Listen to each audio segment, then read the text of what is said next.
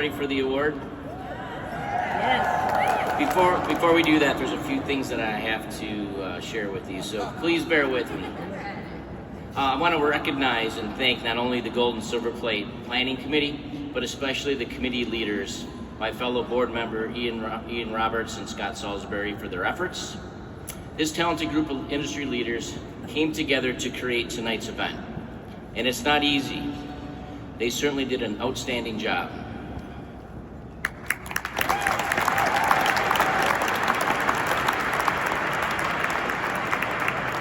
I also want to recognize the awards jury. We wouldn't be here tonight without their hard work and dedication. We had a lot of extremely talented candidates nominated in each category this year, making the awards jury selection very difficult. They spent a day carefully reviewing the nominations, and then the jury selected the 2025 class, who we just met. After their selection of Silver Plate Award winners, the jury conducted a secret ballot to pick just one individual to receive the 2025 Gold Plate Award. Nobody knows tonight's Gold Plate winner. Well, our accounting firm does. We don't share the names of our judges, but you know who you are. Before we get to the Gold Plate announcement, I want to let everyone know that we have open nominations for 2026 Gold and Silver Plate Awards. And you can find all the relevant information about nomination on ifmaworld.com. If you're inspired by tonight and these amazing winners, please consider nominating an extraordinary operator that you know for awards next year. So now, for the 2025 Gold Plate Award reveal, we are very fortunate to have the president of Cruz Company, Nancy Cruz, return to this year's chair and the selection jury. And tonight, she's delivering in a major role. Nancy, can we please have the envelope?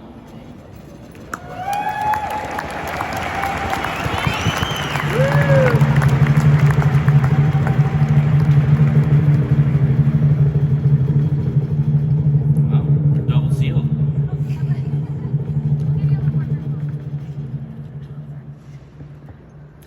The 2025 Gold Plate Award winner is Kevin Hochman.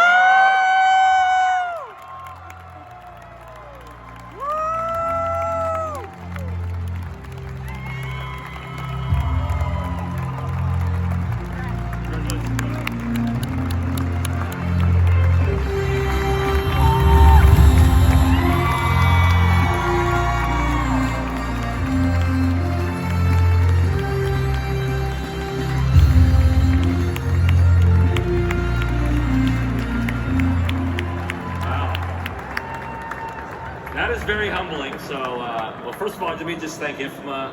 Phil, thank you very much. You've always been a huge supporter, even before we've delivered results, so I appreciate that. And we have wonderful partners at Coca-Cola. They lead our thinking in so many ways. And just when I thought you couldn't get any better, you nominated me for this, so thank you. Appreciate you. So I wanted to do two things tonight if I were to get this award. One, I wanted to thank all the people that got me to this place. And two, I wanted to talk to you about some of the things I reflected on about hopefully the lessons from the Chili's turnaround that maybe inspires our industry. And so let me just start with some recognition and thank yous. So there's two very special ladies in my life that I would not be here if I had not had them in my life. So first is my recently deceased mother. She taught me how to be a servant leader. She loved serving everybody around her, friends and family. That was her life, and she taught me the joy in serving others. And I think everybody in this room who has been in hospitality for a long time knows the joy of serving others. So I just want to congratulate my mom, because I would not be here today without my mother on so many levels. And the other special lady I want to talk about is my wife, Ann, and she couldn't be here today because she is taking care of somebody else in the family, because that's the kind of woman that she is. But she pushes me every day to be better. She has taught me deep empathy for others, and she taught me a positivity I don't think I could ever imagine that I could have. And I just couldn't be more thankful for her. And she's also introduced me to her amazing family. So she is from a family of leaders. She is from a family of people that deeply care. So I wanted to recognize the McMillans, that's my wife's maiden name, and the Langfelds who are here, my sister-in-law Emily and Jerry. You guys have been so special to me and have taught me how to be a better human being. So thank you. I would be remiss not to thank our Chili's leadership team. We have the best leadership team in the business, no offense, Michael. They have done an exceptional job also listening to our field teams and acting very quickly to drive this turnaround. And then I also want to recognize our 72,000 Chili heads. And there's one very special Chili head that is in this room today. So Nick Paxton, if you could stand up and be recognized. He's our Vice President of Operations for this region. And he surprised me this morning and said he was going to be here. And there you are, Nick. So very early when we started collaborating as a field leadership team, so he's one of our 12 most senior people in the company that lead the field, and my leadership team, he challenged me in front of everybody, and it was the exact right challenge. He did it in such a kind way, it made me not want to disappoint you. And we're doing a lot better now because of that challenge. So thank you, Nick. You represent the best in our company. A few other people I want to recognize real quick, people that were in my life as mentors. So Mickey Pant, he was the retired CEO of Yum China.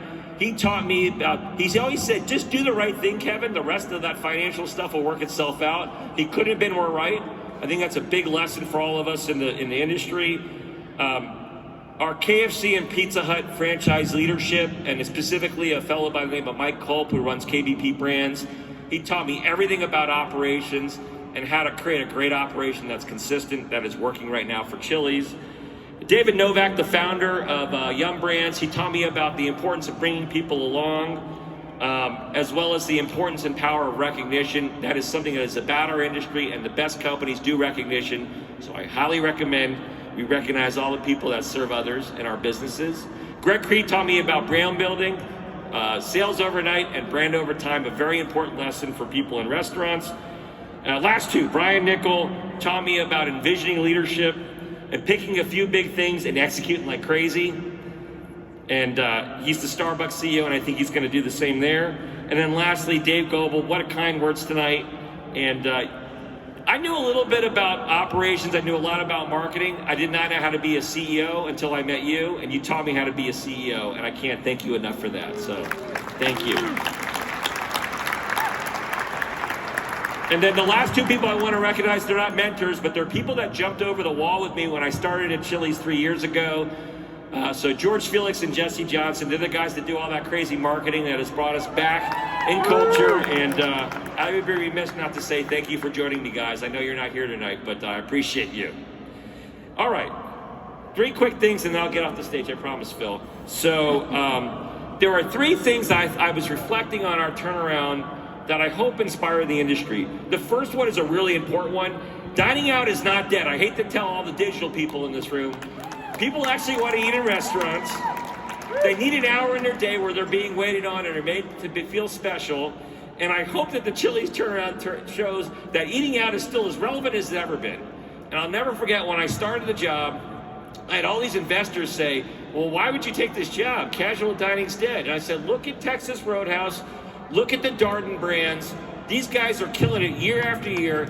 Casual dining and dining out is not dead, but we've got to do a better job as an industry of doing the fundamentals really well. And I think that's the first lesson in this is there is no, everybody asks me, what's the secret recipe at Chili's? There's no secret recipe.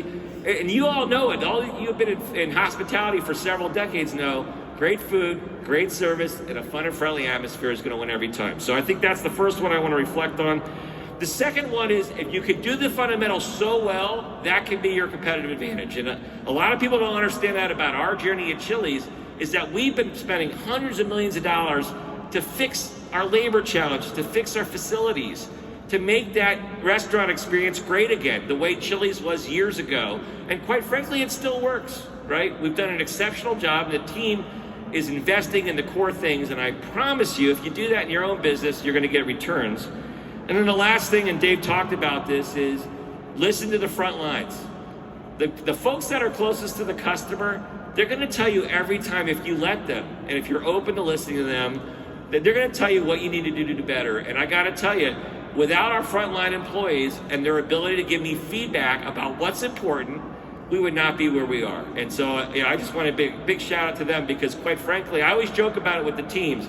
If you look at my hands, these hands have never worked a day in a restaurant, okay? So if you want me to tell you what to do, how to run a restaurant, we're gonna be all in big trouble, right? But if we listen to the people that actually do the work, we're gonna win every time. So I wanna give a big round of applause to that team, because they're the ones that are orchestrating this turnaround. And the last thing I would implore you guys to do, if you listen to them and you co-create value together, make sure you're taking care of them. That's one of the most important things, and the most proud things I am at the Chili's turnaround, is that our managers and our teams are making more money than they ever have. They have better benefits than they ever have, because we're sharing in the value creation, not just with our investors, who are super important, but our employees are super important. And I would encourage us as an industry to continue to do that, and it's going to reap big rewards. So with that, I want to say thank you, everybody. I appreciate this so much. And on behalf of 72,000 Chili Heads, thank you very much.